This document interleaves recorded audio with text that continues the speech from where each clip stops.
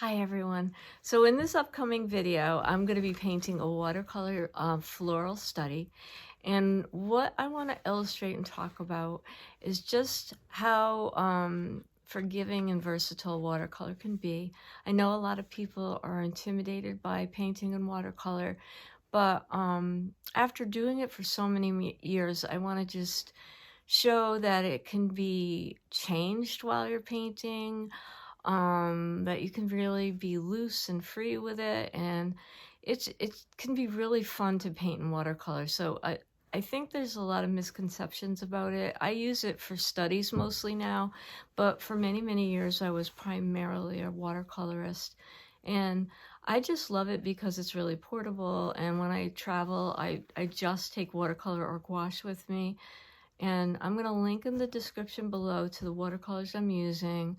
One of them is more of a gouache. It's a Japanese brand, and the other one is a European brand that's very affordable that I recommend to most of my students. So I will put those both in the description box below, and I will meet you inside and talk about the painting that I'm doing. And I'll see you there.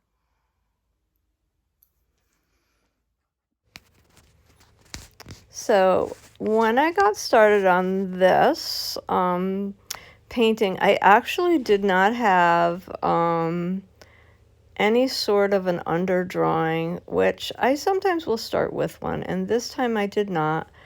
I have been in the past week or so doing a lot of floral pictures, and I kind of had the paintings that I had worked on the previous week just kind of out on my work table, and I kind of used them as a loose reference and referred to my painting. So one of the things that I do sometimes, and I always recommend this to my students as a way to continue to develop your own style, is to like work from my own paintings. So I paint from my paintings, and as a, not necessarily from a photo reference or something like that.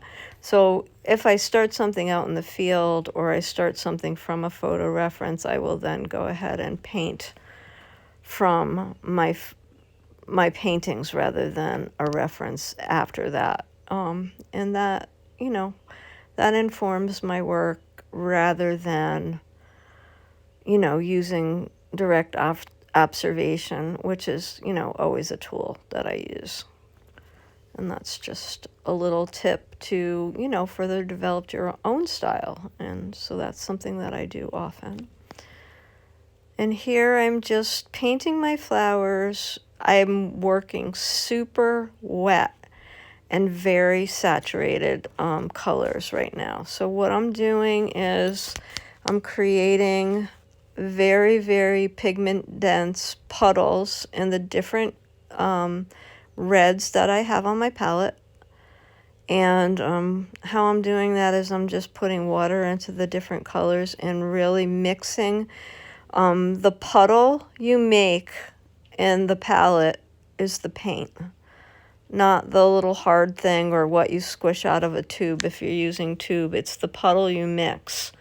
So the puddle is actually the paint. Now, when things are super wet, you can continue to layer. When they start to get just damp, you need to wait until they're dry, and then you can continue to layer.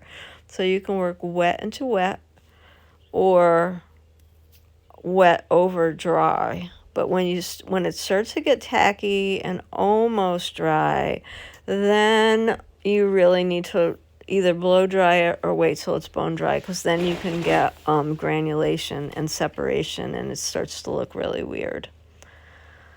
So now I'm going in with the complementary color. I'm going to be very careful here that I don't touch the red, because this is the only time that you have to be super careful that you're not going to touch color, especially in watercolor, because you can make mud.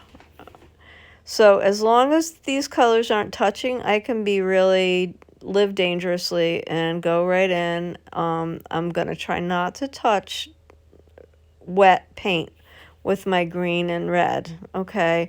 Because it will make a neutral or mud, okay?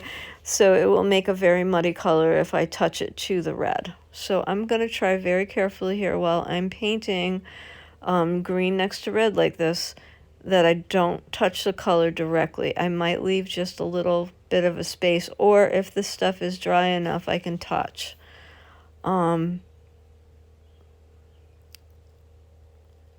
If it's damp dry, you can go ahead and get in there, as long as it's not really soaked. I know my paper and I know my paint, so like if I felt like it was okay to do, then that's why I'm doing it that close. You always have the option of waiting until this stuff is bone dry before adding the complementary color, or drying it with a blow dryer if you're worried. Once it's bone dry, even if it touches, you're not going to really make a muddy color. That's probably the safest way to work complements next to each other or where they're going to touch. Waiting till it's bone dry is the safest way to do it. Sometimes I get impatient.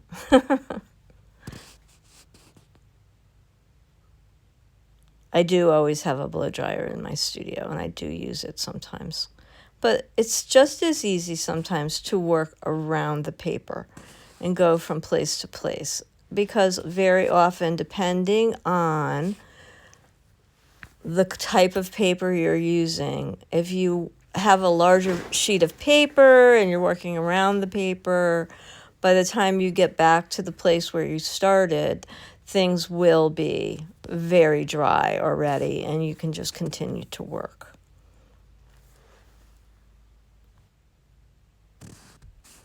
You'll see me blotting on the paper towel there. I always do that because it gets all the excess water off my brush, because I don't really want to get in there with when it's too juicy. It also, if there's, I'm also testing to make sure my brush is super clean before I put it into another color. It cuts down on, dirty colors or muddy colors, so I can see if I've gotten it clean enough.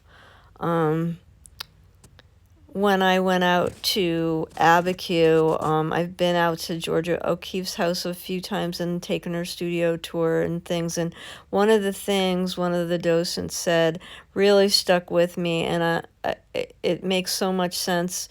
And she got such a purity of color because she had different sets of brushes for every single color.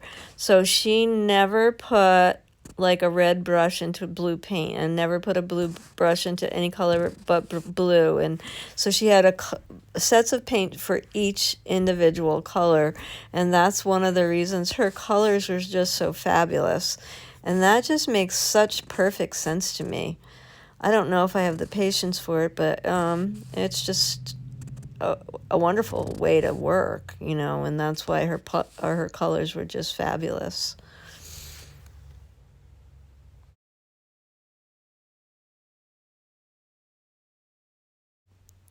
So when I was painting the little blue flowers, it gave the green paint enough time to dry so I could pop in the little buds in red right in the middle of those green things. So now you're going to see that I came in and I decided to paint this little round pot and for my flowers, and I painted it a little orange pot, a little round orange pot, and I completely painted this pot and then decided that I didn't like it. And you'll see that I'm going to change that. And that's like, people don't realize that you could actually do things like this with watercolor. They think once you make something, you are just stuck with it. But I completely changed the shape of the pot I changed the color of the pot, and no, you're not stuck with it. I mean, you'll see what I do with this in a minute, because I didn't like it, and I was like, nope, not gonna just, live with it. I'm gonna change it, and I don't have to live with it. So I made a decision about what to do, and completely fixed it. So you'll see what I did. In a few minutes, it'll come up, and you'll see how I rearranged things. And see, now that the flowers are starting to dry, I wanted to put in some details, so I had to let that dry. Now that it's drier, I could add more layers. When it's damp dry, you can't do things like this. I wanted to get more texture in. You can't do it while it's wet. If you do it while it's wet, it gets very funny and granulated, and it starts to separate. You can come back in when it's drier and add layers, and you'll get more texture. And if you keep working around the page and working around the picture, you just have to be a little patient, or you can just stop and blow dry. This is what we do with the watercolor. You just have to be patient a lot of times with this. I'm starting to put the background in here, I think. And I started the background in watercolor, and I later changed it to ink. And I'm doing that now because I'm letting things dry.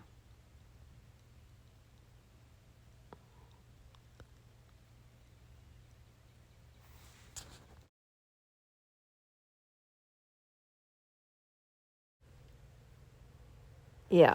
And so I'm starting to put in my background. Like I said, I'm very carefully cutting in around the flowers. I mean, when I go around the bigger parts, I mean, I can go a little faster, but I'm very careful about getting around all the other things, like the little the little petals on the little blue flowers. I'm really very careful about how I cut those in. And you can see, like, the watercolor was not super consistent. It was very blotchy, and that's partially because I was of the kind of gouache I was using, and partially because of the absorbency of the type of paper I was using. I use a Fabriano hot press, and sometimes it's got a sizing of some sort on it that doesn't absorb super well. But I also like a lot of things about the way it holds the water, and there's just certain things I love about it. So it just, it's partially the paper and how it holds water. Every kind of watercolor paper reacts differently with the paint and the water and how it holds the paint, and it's just the nature of this particular paper that it's going to hold the paint this way. So my solution was to use some ink instead, and I really love the way it came out with the ink.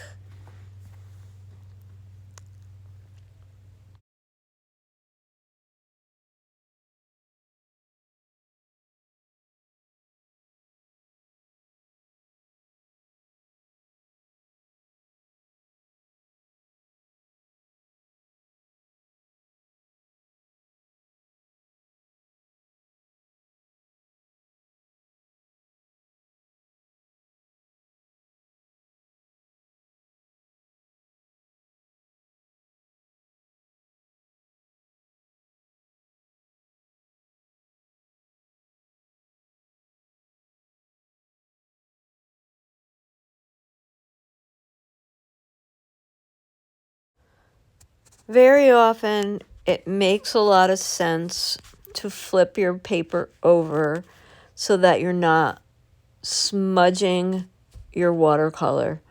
You need to keep your hands out of it. You need to keep your arm out of it. And if you have a piece like this, it's just easier sometimes to turn it upside down, turn it sideways, and just make it so that your hand isn't in it.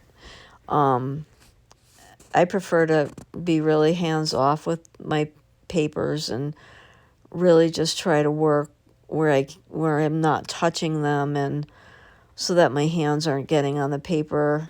You don't really want the oils from your hand getting on the paper because it will, resist the paint.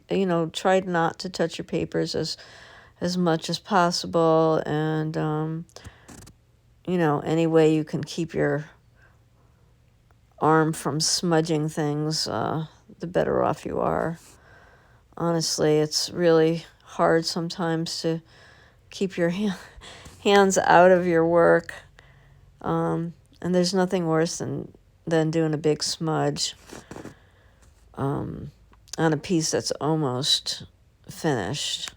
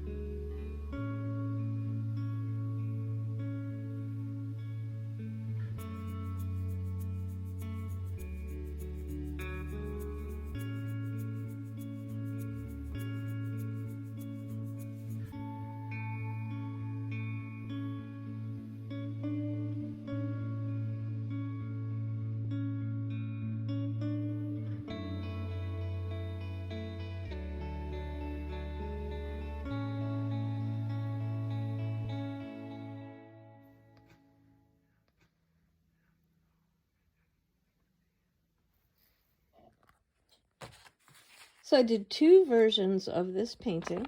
I did one version with a lighter colored background, and this is watercolor and gouache, and I'm really happy with this one.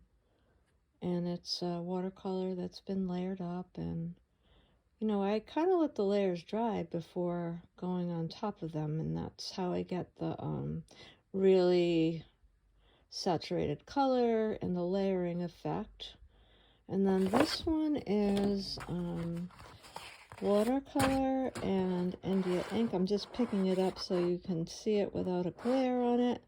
I did the background initially in watercolor, and it was a little blotchy for my taste. I really wanted it to be dark jet black, so I went over it with India ink. I was really happy with the result. I really like it like this. I wanted it very dark, and just love the way it came out. Same thing, lots and lots of layering on here. So this is the one with a dark background, and just a mini series of these, just kind of a folksy floral series, watercolor on Fabriano paper.